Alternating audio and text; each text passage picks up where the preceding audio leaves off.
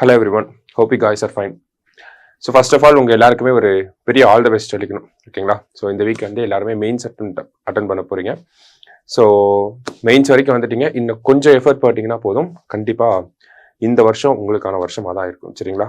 So இந்த வீடியோவில் என்ன பார்க்க போகிறோம் அப்படின்னா, நம்ம IBPS-PO அப்படிங்கிறது மெயின்ஸை பொறுத்த வரைக்கும் பார்த்தோம்னா டிஸ்கிரிப்டிவ் டைப்பாக இருக்கும், சரியா? ஸோ இந்த டிஸ்கிரிப்டிவ் டைப்பில் பார்த்தோம்னா நமக்கு டோட்டலாக 25 மார்க்ஸ் வந்து நம்ம டிஸ்கிரிப்டிவ் ரைட்டிங்கில் எழுதுவோம், சரிங்களா? 25 மார்க்ஸை எப்படி ஸ்ப்ளிட் பண்ணியிருக்காங்க அப்படின்னு பார்த்தோம்னா நமக்கு 10 மார்க் ப்ளஸ் 15 மார்க். அதாவது 10 மார்க் பார்த்தோம்னா நமக்கு லெட்டர் ரைட்டிங் அப்படின்னு சொல்லி கொடுத்துருக்காங்க, ஓகேவா? லெட்டர் ரைட்டிங் அப்படிங்கிறது 10 மார்க் இருக்க போகுது. அண்ட் தென் இந்த 15 மார்க் பார்த்தோம்னா நமக்கு எஸ்ஏ ரைட்டிங் அப்படின்னு சொல்லி கொடுத்துருக்காங்க, ஓகேவா? So letter writing and then S A writing சின்ன வயசுல இருந்தே பண்ண விஷயங்கள் தான் இது எல்லாமே.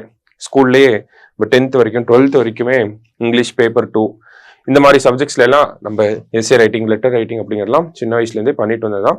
பெருசா புதுசாலாம் இங்கே ஒன்றும் சேர்த்துடல, சரிங்களா? இருக்கிற பேசிக்கான விஷயங்கள் தான். இந்த பேசிக்கான விஷயங்களை நம்ம அப்ளை பண்ணா 25 out of 25 அப்படிங்கிறத எடுத்துடலாம். பட் ஸ்டில் அதுலேயும் ஒரு சில நுவான்சஸ் அப்படிங்கிறது இருக்கு. அந்த நுவான்சஸ் தான் நம்ம இந்த வீடியோவில் பார்க்க போறோம், சரிங்களா? ஸோ ஃபர்ஸ்ட் இங்க என்ன பார்க்க போறோம் அப்படின்னா லெட்டர் ரைட்டிங் அப்படிங்கிறத பார்க்க போறோம். இதே மாதிரி இன்னொரு வீடியோல நம்ம எஸ்ஏ ரைட்டிங் அப்படிங்கிறத பார்த்துடலாம், சரிங்களா? ஸோ லெட்டர் ரைட்டிங்கை பொறுத்த வரைக்கும் நமக்கு மெயின்ஸை பொறுத்த வரைக்கும் பார்த்தோம்னா 2 டைப்ஸ் ஆஃப் லெட்டர் ரைட்டிங் அப்படிங்கிறத கொடுத்துருக்காங்க. என்ன அந்த 2 டைப்ஸ் ஆஃப் லெட்டர் ரைட்டிங் அப்படின்னு பார்த்தோம்னா, ஒன்னு ஃபார்மல் லெட்டர். ஃபார்மல் லெட்டர்னா என்ன? நம்ம அஃபிஷியல் பர்பஸஸ்க்காக எழுதக்கூடிய லெட்டர்ஸை வந்து ஃபார்மல் லெட்டர்ஸ் அப்படின்னு சொல்றோம், சரிங்களா? அஃபிஷியல் பர்பஸஸ் லைக் ஒரு ஆஃபீஸர் அவரோட ஹையர் அத்தாரிட்டிக்கு லெட்டர் எழுதுறது, ஓகேங்களா? நீங்க ஒரு நியூஸ் பேப்பர் எடிட்டருக்கு லெட்டர் எழுதுறது. ஸோ இந்த மாதிரி இருக்கக்கூடிய லெட்டர்ஸை வந்து பார்த்தோம்னா நம்ம official letters or else formal letters அப்படின்னு சொல்லி சொல்றோம், ஓகேங்களா? நியூஸ் பேப்பருக்கு எடிட்டருக்கு எழுத சொல்றதெல்லாம் ஃப்ரீக்வெண்டா நமக்கு எக்ஸாம்ஸ்ல வந்துட்டே இருக்கிறது தான், சரிங்களா? அப்ப ஃபார்மல் லெட்டர் அப்படின்னா நம்ம அஃபிஷியல் ரீசன்ஸ்க்காக அஃபிஷியல் பர்பஸஸ்க்காக எழுதக்கூடிய லெட்டர்ஸை நம்ம ஃபார்மல் லெட்டர்ஸ் அப்படின்னு சொல்றோம். அண்ட் தென் அதுக்கு ஆப்போசிட்டா இருக்கிறது தான் இன்ஃபார்மல் லெட்டர்ஸ். இன்ஃபார்மல் லெட்டர்ஸ் அப்படின்னு பார்த்தோம்னா நம்ம பர்சனல் ரீசன்ஸ்க்காக எழுதக்கூடிய லெட்டர்ஸ், ஓகேவா? பியூர்லி பர்சனல் ரீசன்ஸாக இருக்கும் இதுல. அதே மாதிரி பார்த்தோம்னா நம்ம ஃப்ரெண்ட்ஸ், ரிலேட்டிவ்ஸ் அண்ட் தென் நம்ம ரிலேஷன்ஸ், இந்த மாதிரியான காரணங்கள் அவங்களுக்காக எழுதக்கூடிய லெட்டர்ஸ் என்னன்னு சொல்றோம்னா நம்ம பர்சனல் லெட்டர்ஸ், ஐ மீன் இன்ஃபார்மல் லெட்டர்ஸ் அப்படின்னு சொல்லி 2 டைப்ஸ் ஆஃப் லெட்டர் ரைட்டிங் அப்படிங்கிறது நமக்கு மெயின்ஸை பொறுத்த வரைக்கும் இருக்கு, சரிங்களா? ஸோ இந்த விஷயங்களை பத்தி தான் நம்ம பார்க்க போறோம்.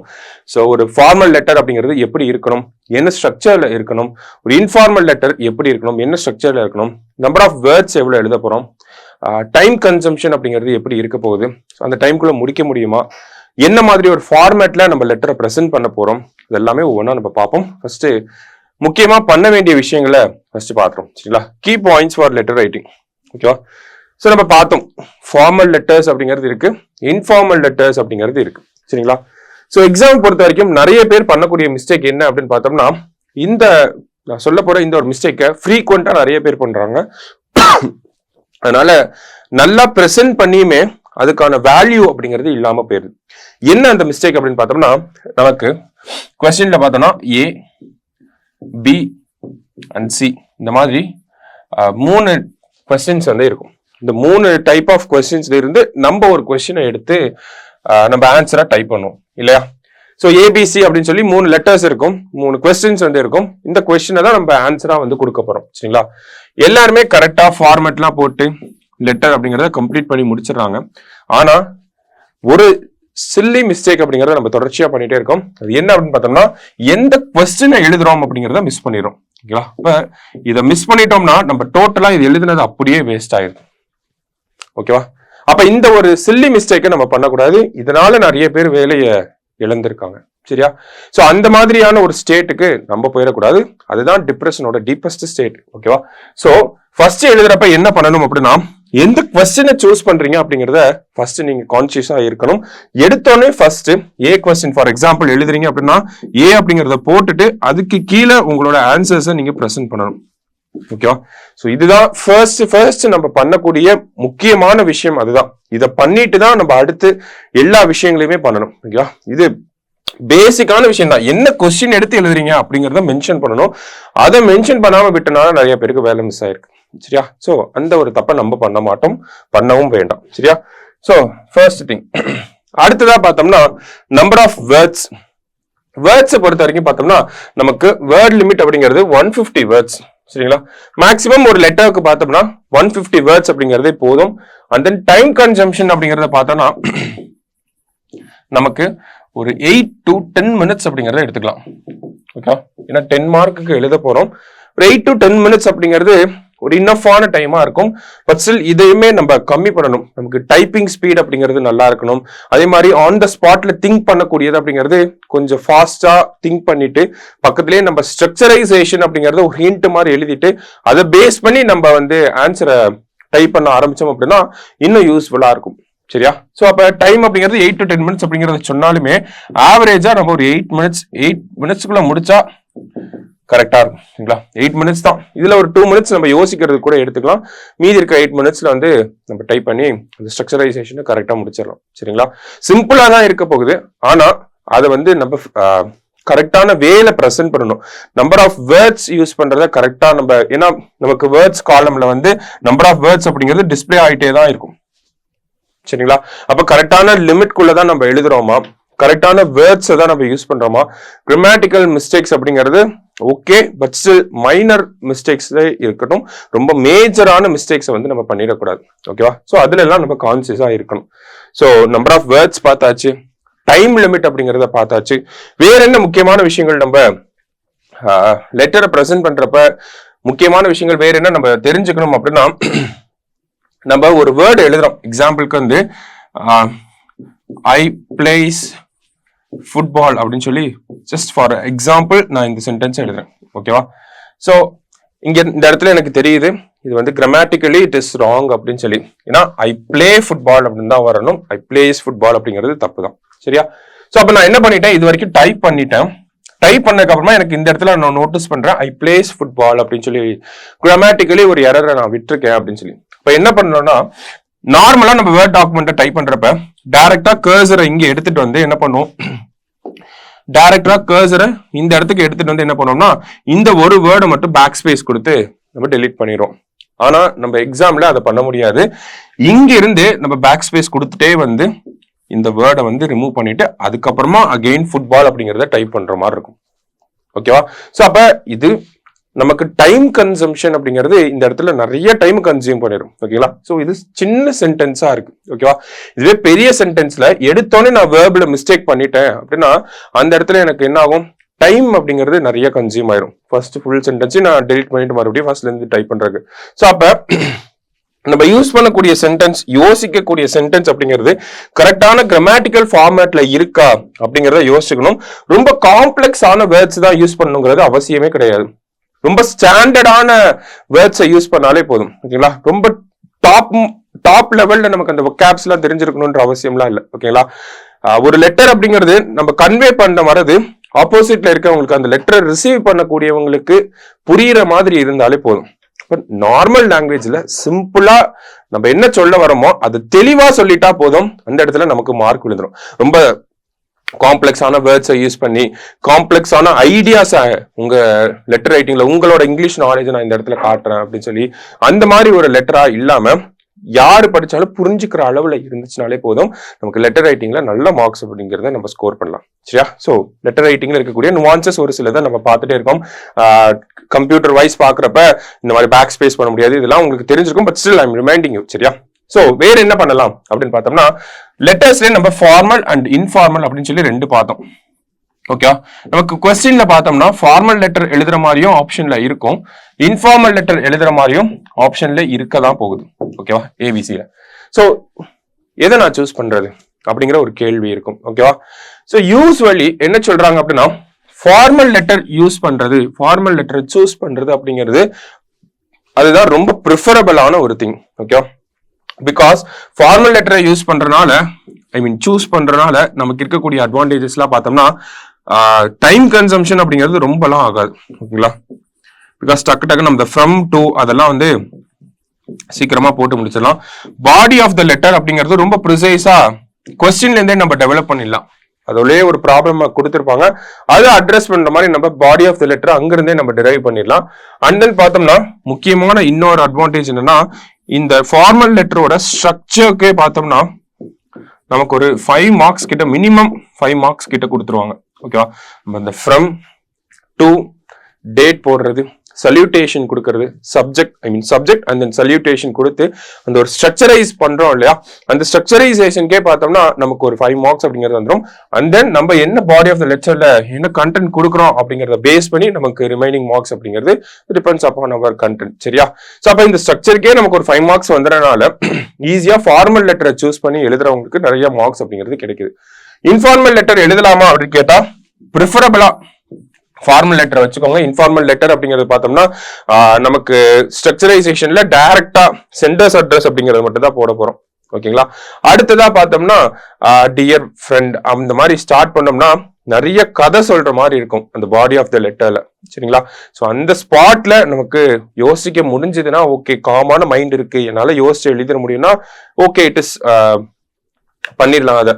பட் ஸ்டில் ஃபார்மல் லெட்டர் போறதுதான் ரொம்ப சேஃபஸ்ட் வே அண்ட் தென் வந்து மோஸ்ட் கிளவரான வே அப்படின்னு பார்த்தாலுமே அது ஃபார்மல் லெட்டரை நம்ம யூஸ் பண்றதுதான். சரியா? So always go for formal letter whenever it is possible. சரியா? ரைட். நெக்ஸ்ட் பார்த்தோம்னா இங்க என்னெல்லாம் கொடுத்துருக்கோம் அப்படின்னா நம்ம டிஸ்கஸ் பண்ண விஷயங்களை தான் இந்த இடத்துலயும் மென்ஷன் பண்ணிருக்கோம். ஸோ வேற என்ன இதுல முக்கியமான விஷயங்கள் நம்ம நோட் பண்ணணும் அப்படின்னா, pay attention to grammar, spelling, punctuation and indentation அப்படின்னு சொல்லி கொடுத்துருக்காங்க. ஓகேவா? ஸோ முக்கியமா பார்த்தோம், கிராமர் மிஸ்டேக் பண்ணிட்டோம்னா நமக்கே ஒரு இடத்துல ஃபீல் பண்ணிட்டோம்னாலே இந்த இடத்துல கிராமர் மிஸ்டேக்கா இருக்குன்றத ஃபீல் பண்ணிட்டோம்னாலே அதை ஃபுல்லா டெலீட் பண்ணிட்டு வந்து மறுபடியும் டைப் பண்ணணும் அப்படிங்கிறதெல்லாம் பார்த்தோம். அதே மாதிரி மோஸ்டா கிராமர் மிஸ்டேக்ஸ், மைனரான மிஸ்டேக்ஸ், இட் இஸ் நெகோஷியபிள் தான். பட் ஸ்டில் பஞ்சுவேஷன் மார்க்ஸ், ஒரு சென்டென்ஸ் முடிஞ்சா ஃபுல் ஸ்டாப் வைக்கிறது, ஃப்ரம் டூல எல்லாம் நம்ம கமா போட்டு எழுதுறது, அதே மாதிரி ஒரு சென்டென்ஸ் ஸ்டார்ட் பண்றப்ப கேபிட்டல் லெட்டர்ல ஸ்டார்ட் பண்றது, ப்ராப்பர் நவுன் வந்துச்சுன்னா அந்த இடத்துல கேபிட்டல் லெட்டர்ஸ் போடுறது, அன்வான்டா நம்ம ஒரு சென்டென்ஸ்க்கு நடுவுல கேபிட்டல் லெட்டர்ஸை யூஸ் பண்ணாம இருக்கிறது, இந்த மாதிரியான எரர்ஸை மட்டும் நம்ம பண்ணாம ரொம்ப கான்சியஸா இதுல நம்ம பாத்துக்கணும். சரியா? ஸோ இதெல்லாம் பேசிக்கான விஷயங்கள் தான், நம்ம பண்ண மாட்டோம். பட் ஸ்டில் இதெல்லாம் நம்ம ரிமைண்ட் பண்ணிக்கணும் அடிக்கடி. சரிங்களா? ஒரு லெட்டர் எழுதுறப்ப இடையில வந்து கேபிட்டல் லெட்டர் யூஸ் பண்றதுலாம் அதெல்லாம் வந்து ரொம்ப ஹைலைட்டா தெரிஞ்சிடும் நமக்கு அந்த லெட்டர் பார்த்தாலே. சரியா? ஸோ அந்த மாதிரியான எரர்ஸை கம்ப்ளீட்டா நம்ம அவாய்ட் பண்ணிடும். சரியா? அடுத்தது லெட்டரோட ஸ்ட்ரக்சரைசேஷனை நம்ம அடுத்தது பார்ப்போம் எப்படிலாம் இருக்கு அப்படின்னு சொல்லி. சரியா? ஸோ ஃபர்ஸ்ட் ஒரு ஃபார்மல் லெட்டரோட ஸ்ட்ரக்சரைசேஷனை பார்ப்போம். ஓகேவா? ஸோ ஃபார்மல் லெட்டர் அப்படிங்கிறத பார்த்தோம்னா நமக்கு ஃபர்ஸ்ட் ஃப்ரம் அட்ரஸ் அப்படிங்கறத கொடுக்குறோம். ஓகேவா? எந்த இடத்துலயுமே நம்மளோட நேமை வந்து மென்ஷன் பண்ணக்கூடாது, நம்மளோட ரிலீஜனை மென்ஷன் பண்ணக்கூடாது, நம்மளோட சிட்டி, நம்மளோட லொக்காலிட்டி எதையுமே வந்து மென்ஷன் பண்ணக்கூடாது. எல்லாமே அனானிமஸா இருக்கணும். சரிங்களா? சோ தட் நம்ம XXX YYY அண்ட் ZZZ இதான் நம்ம ஸ்கூல்லயுமே பண்ணியிருப்போம். கரெக்டா? சோ அதே தான் இங்கேயுமே நம்ம பண்ண போறோம். கிட்டத்தட்ட பார்த்தோம்னா சேம் ஃபார்மேட் தான், அதுல பெருசா ஒண்ணுமே இருக்காது. But still we have to know that. சரியா? ஸோ ஃபர்ஸ்ட் பார்த்தோம்னா from address XXX YYY and ZZZ அப்படிங்கிறது. அடுத்ததா டெசிக்னேஷன் டு அட்ரஸ்ல பார்த்தோம்னா இப்போ எக்ஸாம்பிளுக்கு நியூஸ் பேப்பர் எடிட்டரை பத்தி எழுதுறோம் அப்படின்னா டு த எடிட்டர் அப்படின்னு சொல்லி இந்த இடத்துல த எடிட்டர் அப்படிங்கிறத போடுறோம். ஓகே. அடுத்தது டேட் ஃபார்மேட். இந்த டேட் ஃபார்மேட் அப்படிங்கிறத பார்த்தோம்னா எக்ஸாம்பிளுக்கு இன்னைக்கு 26th நவம்பர் அப்படின்னா இந்த மாதிரி தான் நம்ம டேட்டை வந்து மென்ஷன் பண்ணணும். 26th நவம்பர் 2024 அப்படி சொல்லி. சரிங்களா? டேட்டோட ஃபார்மேட் இதுதான், இப்படிதான் நம்ம போடணும். ஸோ டெசிக்னேஷன் போடுறோம். அடுத்தது லொக்காலிட்டி அதெல்லாம் நம்ம போட்டுறோம். YYY ZZZ. ஓகே. எங்கேயுமே ரிவீல் ஆகாம அனானிமஸா நம்ம போட்டுறோம். சரிங்களா? ஸோ ஃப்ரம் அண்ட் டு அப்படிங்கிறது ஒரு ஃபார்மல் லெட்டர்ல ஃப்ரம் அண்ட் டு. ஓகேவா? Centres address and then receiver's address அதை நம்ம மென்ஷன் பண்ணிடும். அடுத்தது கொஸ்டினை பேஸ் பண்ணியே சப்ஜெக்ட் அப்படிங்கிறத நம்ம டிரைவ் பண்ணணும். எக்ஸாம்பிளுக்கு கிளைமேட் சேஞ்ச் பத்தினா அவேர்னஸை வந்து மக்களுக்கு கொடுங்க அப்படின்னு சொல்லி ஒரு நியூஸ் பேப்பரோட எடிட்டருக்கு வந்து ஒரு லெட்டர் எழுதுங்க அப்படின்னு சொல்றாங்கன்னா to create awareness about climate change அப்படிங்கிறத சப்ஜெக்டா நம்ம போடுறோம். சரிங்களா? ரொம்ப சிம்பிளா ரொம்ப ப்ரிசைஸா இருக்கணும். நம்ம சப்ஜெக்ட் அப்படிங்கிறது நம்ம என்ன எழுத போறோமோ அதோட ஒரு ஷார்ட் டர்ன்டு வெர்ஷனா இருக்கணும். சரிங்களா? அப்ப to create awareness about climate change அப்படிங்கிறது ரொம்ப சிம்பிளா சொல்லி முடிச்சிடும். ஓகேங்களா? கிளைமேட் சேஞ்ச் அப்படின்னு சொல்லி ஃபுல்லா எழுதணும் ஆக்சுவலி. ஓகே. இந்த மாதிரி ஷார்ட் ஃபார்ம் எழுதுறது, ஸ்லாங்ஸ் வந்து யூஸ் பண்றது, அந்த மாதிரிலாம் இருக்கக்கூடாது. ஃபுல்லா நீட்டா பிரசென்ட் பண்ணும். ஒரு அபிஷியல் லெட்டரை எழுதுறப்ப, ஒரு ஹையர் அத்தாரிட்டிக்கு எழுதுறப்ப என்ன கான்சியஸ்னஸ்ல எழுதுவோமோ அதே கான்சியஸ்னஸ்ல தான் இந்த லெட்டரை நம்ம எழுதணும். ஓகேவா? So to create awareness about climate change அப்படின்னு சொல்லி நம்ம ஒரு சப்ஜெக்டை கொடுக்குறோம் சரிங்களா. ஸோ அது டிபெண்ட்ஸ் ஆன் த கொஸ்டின்ல என்ன கேட்டிருக்காங்களோ அதுக்கு ஏத்த மாதிரி நம்ம இந்த சப்ஜெக்ட் அப்படிங்கறத கொடுக்குறோம். அண்ட் தென் நெக்ஸ்ட் பார்த்தோம்னா சல்யூட்டேஷன் அப்படிங்கிறது ஓகேவா. Respected sir or respected madam அப்படிங்கிறது ஓகேவா. சிம்பிளா இதுவே யூஸ் பண்ணிக்கலாம் ஓகேவா. பெருசா புதுசா ஒரு சல்யூட்டேஷன் போடுறேன் அப்படிங்கிற ஒரு ரிஸ்கியான விஷயங்களை ட்ரை பண்ண வேணாம். Respected sir or respected madam அப்படிங்கறதே போட்டு முடிச்சுக்கலாம் சரிங்களா. அடுத்ததுதான் நம்ம பாடி ஆஃப் த லெட்டர் எப்படி இருக்கணுங்கிறத பாக்குறோம் சரிங்களா. ஸோ ஒரு பாடி ஆஃப் த லெட்டர் அப்படிங்கறத பார்த்தோம்னா அந்த இடத்துல இன்ட்ரடக்ஷன் அப்படிங்கிறது இருக்கணும் ஓகேங்களா. ஸோ இந்த இடத்துல நம்ம ரெஸ்பெக்டட் சார் அப்படின்னு சொல்லி ஃபார் எக்ஸாம்பிள் நான் எழுதுறேன் சரிங்களா. கமா பங்க்சுவேஷன் மார்க் இந்த மாதிரியான விஷயங்கள்லாம் கரெக்டா போட்டுறோம் நம்ம சரியா. ஸோ அடுத்தது ஒரு இன்ட்ரடக்ஷன் அப்படிங்கிறத கொடுக்குறேன்.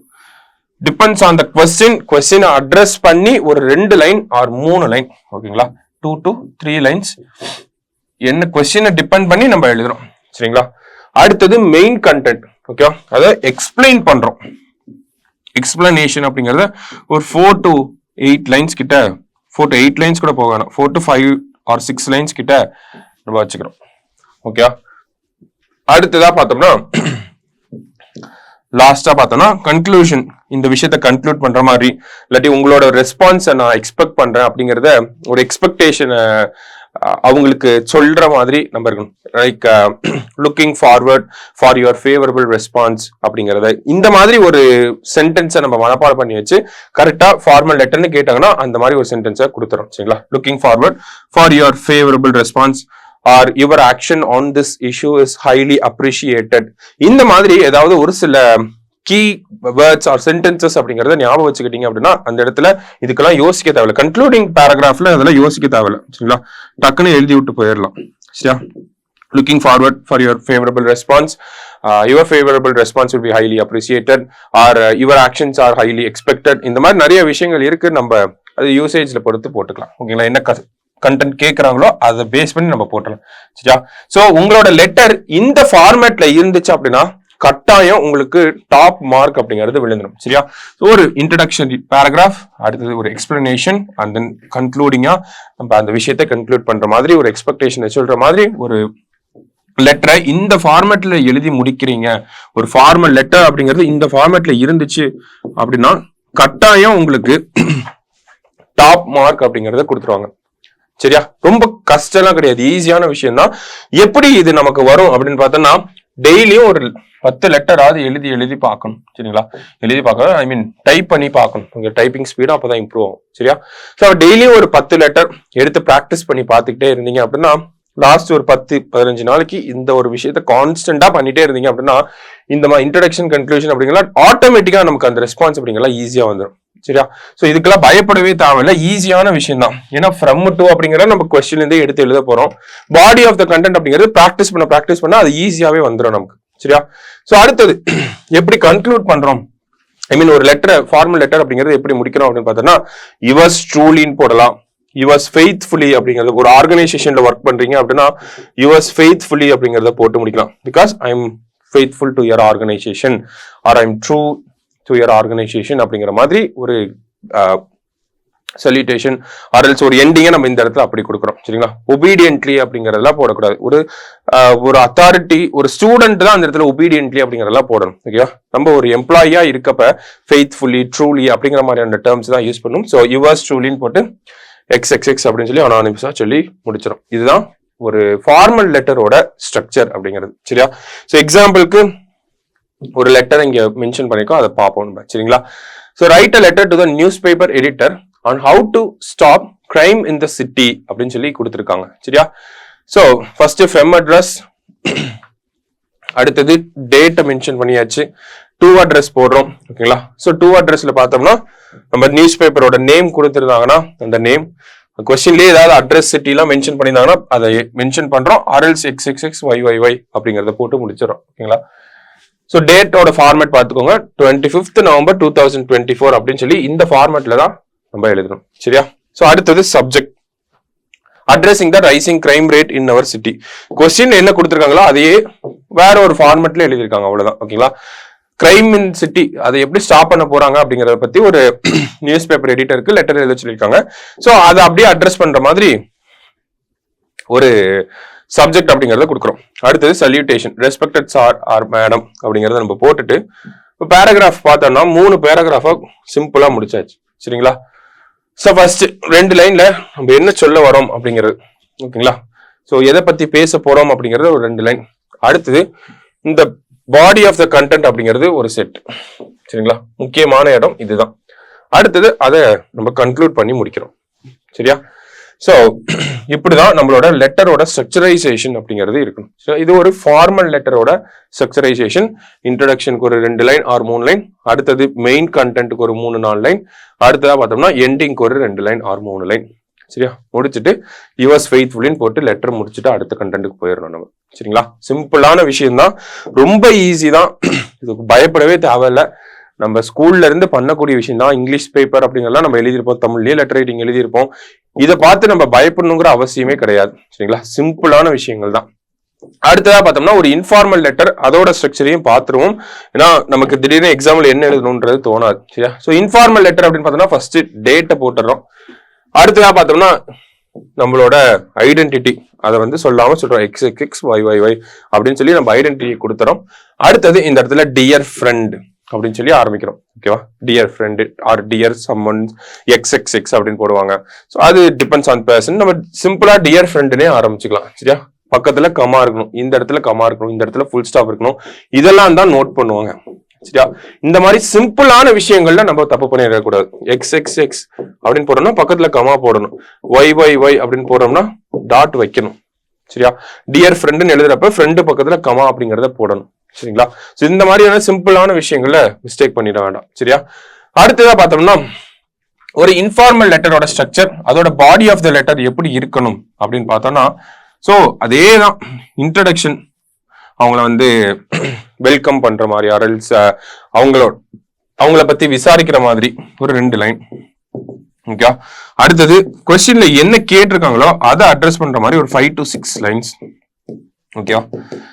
லாஸ்டா பார்த்தோம்னா அவங்கள தேங்க் பண்ற மாதிரி, ஆர்எல்ஸ் அவங்கள வந்து கிரீட் பண்ற மாதிரி சம்திங் ஏதாவது ஒன்று, அதை பேஸ் பண்ணி ஒரு 2 லைன்ஸ். ஓகே. ஸோ டோட்டலா நம்மளோட இன்ஃபார்மல் லெட்டர் அப்படிங்கிறதுமே பாடி ஆஃப் த லெட்டர் அப்படிங்கிறது 3 பேராகிராஃபா பிரிஞ்சிருக்கணும். இதேதான் ஃபார்மல் லெட்டருக்கும் நம்ம பார்த்தோம், 3 பேராகிராஃபா பிரிஞ்சிருக்கணும். அப்ப லெட்டர்னு நீங்க எழுத உட்காந்துட்டீங்க அப்படின்னா 3 பேராகிராஃபா பிரிஞ்சிருக்கணும் அப்படிங்கறத நல்லா கான்சியஸா ஞாபகம் வச்சுக்கோங்க. அதுக்கேற்ற மாதிரி இந்த ஸ்ட்ரக்சரைசேஷன் அப்படிங்கறத, நம்பர் ஆஃப் லைன்ஸ் அப்படிங்கறத நம்ம ஒதுக்கிடணும். ஸோ இதுல நம்பர் ஆஃப் லைன்ஸ் ஒதுக்குறப்போ நம்ம வேர்ட் லிமிட்டை கரெக்டா மெயின்டைன் பண்ணிக்கணும். 150 வேர்ட்ஸ்க்குள்ள இருக்கணும். அதே மாதிரி ரொம்ப நேரம் உட்காந்து யோசிச்சு எழுதிக்கிட்டு இருக்க கூடாது. ஏன்னா நமக்கு ஆவரேஜ் டைம் அப்படிங்கிறது 8 minutes தான். அதுக்குள்ள நம்ம எழுதி முடிச்சிடணும். சரியா? சோ எக்ஸாம்பிளுக்கு ஒரு இன்ஃபார்மல் லெட்டர் அப்படிங்கறத நம்ம பார்ப்போம். சோ இதுதான் இன்ஃபார்மல் லெட்டர். சிம்பிளா முடிச்சுட்டாங்க. congratulating him for his new job offer in an MNC company அப்படின்னு சொல்லி, உங்க ஃப்ரெண்டுக்கு MNCல ஒரு வேலை கிடைச்சிருக்கு, அதை கங்க்ராச்சுலேட் பண்ற மாதிரி ஒரு லெட்டர் எழுத சொல்லியிருக்காங்க. சிம்பிளா எழுதிடலாம். ஓகேங்களா? டேட், நம்ம சென்டர்ஸ் அட்ரஸ் அதை போட்டுறோம். அடுத்தது டியர் ஃப்ரெண்ட் அப்படின்னு ஸ்டார்ட் பண்றோம். ஸ்டார்ட் பண்ணி உங்களுக்கு அந்த கொஸ்டினை அப்படியே நம்ம அட்ரஸ் பண்றோம். Okay. 2 line 3 line again 2 line. இதுதான் ஃபார்மேட். இப்படிதான் நீங்க எழுதணும். இப்படி எழுதுனீங்கன்னா கட்டாயம் உங்களுக்கு டாப் மார்க் அப்படிங்கிறது வரும். இது படிச்சு பாத்தீங்கன்னாலே தெரியும். ரொம்ப சிம்பிளான வேர்ட்ஸ், என்ன கன்வே பண்ண நினைக்கிறாங்களோ அதை ஈஸியா கன்வே பண்ணிருப்பாங்க. ஸோ அதை தான் நீங்களும் பண்ணணும். நீங்க கன்வே பண்ண வரத படிக்கிறவங்க, அந்த லெட்டரை வாங்கி படிக்கிறவங்க புரிஞ்சுக்கிற அளவுல இருந்தாலே போதும். ஒரு லெட்டருக்கு நல்ல மார்க்ஸ் அப்படிங்கிறது வந்துடும். ரொம்ப காம்ப்ளெக்ஸான வேர்ட்ஸை யூஸ் பண்ணுங்கிற அவசியமே கிடையாது. சரியா? சோ இதுலயே பார்த்தோம்னா நமக்கு பிராக்டிஸ் கொஸ்டின்ஸ் அப்படின்னு சொல்லி ஒரு 50 கொஸ்டின்ஸ் கிட்ட இருக்கு. ப்ரீவியஸ் இயர்ஸ்ல நமக்கு கேட்ட கொஸ்டின்ஸ் தான் இதுல இருக்கு. சோ உங்களுக்கு டெய்லி ஒரு 10 கொஸ்டின் எழுதி பாத்தீங்கன்னா கூட போதும். சரிங்களா? சோ இந்த PDF அட்டாச் பண்ணிருப்போம், நீங்க எடுத்து பாருங்க. ரொம்ப ஈஸியான ஒரு டாபிக் தான் இந்த டிஸ்கிரிப்டிவ் மெயின்ஸ் அப்படிங்கிற. பெருசா பயப்படுற அளவுக்குலாம் ஒன்றும் இல்லை. லெட்டர் ரைட்டிங் அது சின்ன வயசுல இருந்தே பண்ணாதான். ஸோ ப்ராக்டிஸ் பண்ண ஈஸி ஆயிடும். சரிங்களா? ஸோ நல்லா ப்ராக்டிஸ் பண்ணுங்க, எக்ஸாம்ல ஈஸியா கிளியர் பண்ணிடலாம். Thank you, all the best. Suresh IAS academy, வெற்றியின் முகவரி.